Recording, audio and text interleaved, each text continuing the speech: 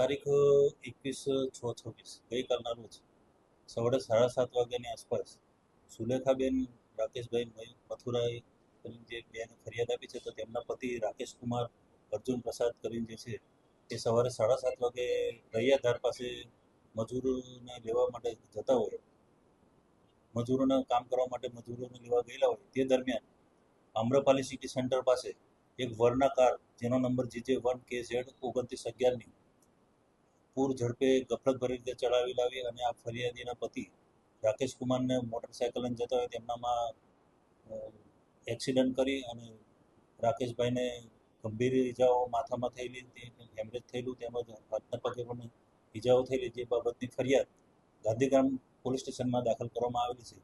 આ ગુનાના કામે તપાસ કરતા જે વરના ગાડીનો ચાલક છે એ હાલ સગીર હોવાનું બહાર આવેલ છે, જે કાયદાના સંઘર્ષમાં આવેલ કિશોર છે. જેની સાથે પણ એક બીજો કિસમ બેઠેલો હતો, તે પણ એક કાયદાના સંઘર્ષમાં આવેલ કિશોર હોવાનું બહાર આવેલ છે. અને આ મુજબ BNS કલમ 281, 125A, 125B મુજબ તેમજ M1 મુજબ ગુનો દાખલ કરી આગળની તપાસ તજવીજ હાથ ધરેલી છે. ગાડી હાલ જે ચાલક જે ગાડી ચલાવી રહ્યો હતો, જે કાયદાના સંઘર્ષમાં આવેલો કિશોર, એની સાથે પણ એક સગીર વયનો કાયદાના સંઘર્ષમાં આવેલો કિશોર જ છે, જેઓ તેમના મામાએ ગાડી આવેલું હાલ બહાર જાણવા તપાસમાં ખુલેલ છે.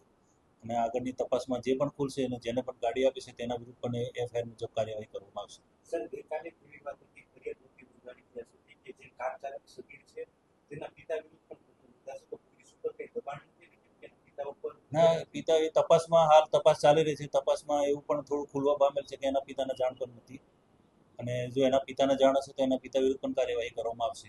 સર, આ રીતના જે સગીર છે ગાડી નીકળી જાય તો એવી કોઈ આપણે દાખલ કાર્યવાહી કરવામાં આવશે કે આવનારા સમયમાં આ ચોક્કસ એ પ્રમાણેનું ધ્યાન રાખવામાં આવશે અને ફરીથી વાહન ડ્રાઈવ, ટ્રાફિક ડ્રાઈવ તેમજ વાહન ચેકિંગની કામગીરી જેવી ડ્રાઈવોની અંદર આવી કામગીરીને પ્રાયોરિટી આપી અને આવી બધી ચકાસણી કરી અને તેને પ્રાયોરિટી આપીને આ બાબતના ગુના ન બને તેની તકેદારી રાખવામાં આવશે. અકસ્માત થયું ત્યારે ગાડીમાં નંબર પ્લેટ હતી, પછી થોડી વાર પછી નંબર પ્લેટ કાઢી નાખવામાં આવી, જેમાં કઈ એમાં હાલ સુધી કઈ નહીં, હવે તપાસનો વિષય છે. ગાંધીગ્રામ પોલીસ તપાસ કરી રહી છે.